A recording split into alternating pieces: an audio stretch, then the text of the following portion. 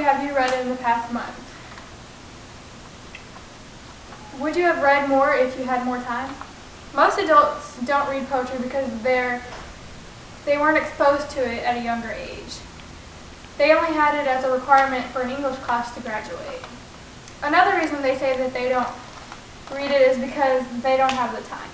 Today I'm going to discuss not only the importance of poetry at a younger age, but also ways to find time to schedule it in your busy day. First, let's discuss some benefits of poetry in your own life. Poetry is a very important component in life. It is a way to step out of the real world and see into someone else's world. This can enlighten you to new experiences. And if it doesn't enlighten you, that means you've already experienced that experience and you know what the author feels like. This proves that you are not alone, that there are people out there that can relate to you. It doesn't have to be a bad experience.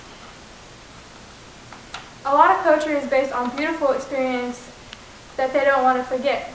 You could share that beauty with them, and your memory can live on as well.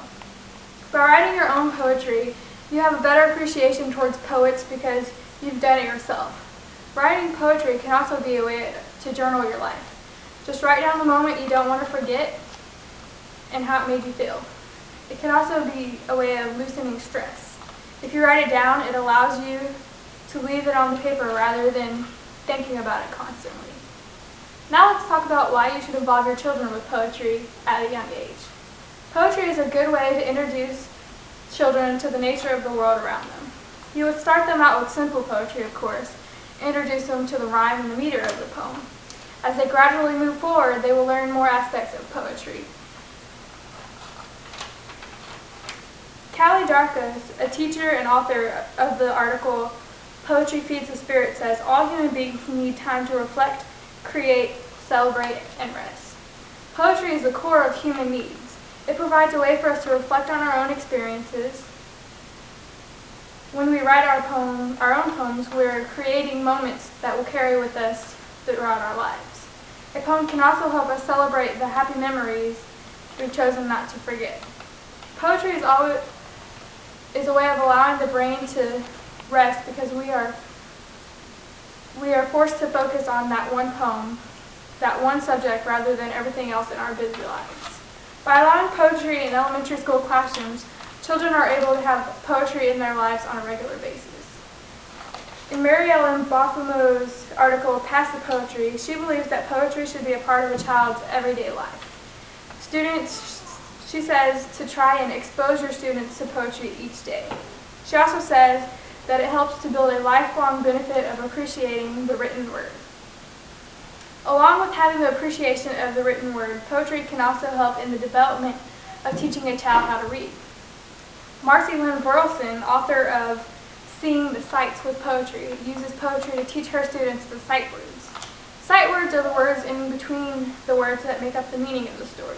Examples of these words are the, it, was, and, there, who, etc., according to Burleson.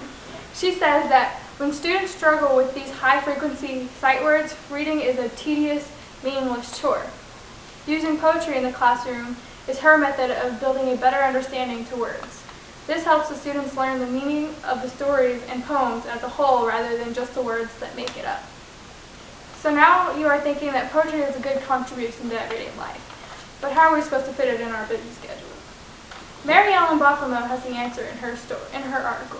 In Mary Ellen Bothamo's article, Pass the Poetry, she explains the different times and places you could squeeze poetry in. She says, the answer is at breakfast, lunch, and after school. During breakfast, you can read a poem as a family and discuss how it makes you feel. After lunch, have them read a poem that they like at the moment.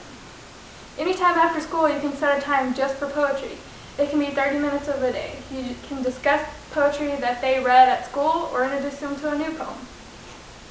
What we have learned today is that poetry is an important aspect in an adult and child's life. So let poetry into your life. Start today. It's never too late to find appreciation in poetry.